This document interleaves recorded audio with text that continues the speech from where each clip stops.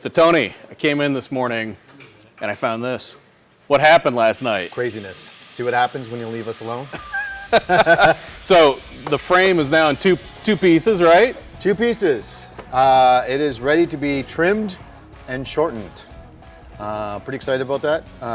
We're not completely shortening it at this moment because we're waiting for the other portion of the shortening, and that is the body portion. So what we also did last night, which you didn't see, is we chopped the whole body in the back of the B-pillar and are determining the right course of action of like shrinking and moving all the pieces forward and landing in its good spot so that we can kind of tack weld it and fixate it so that it's back to the rest of the body. And then once we have that measurement, then we put it back to this frame and then locate where the frame needs to be and then weld it back up. It looks like a disaster, but I know this is actually really great progress, right? I'm very happy, yes. This is as crazy as it sounds, my comfort zone right now. Things blown apart all over the place. Yeah. Oh yeah. Yeah. Now the other thing that's missing is the drivetrain. So that's been pulled out now.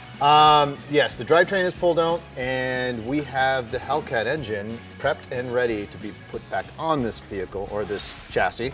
All right. Yeah. And when is it that you're driving this truck from Michigan to California? Oh, in 2 days. 2 days? Yes. All right. Clock's ticking. Better get back to it. Got this.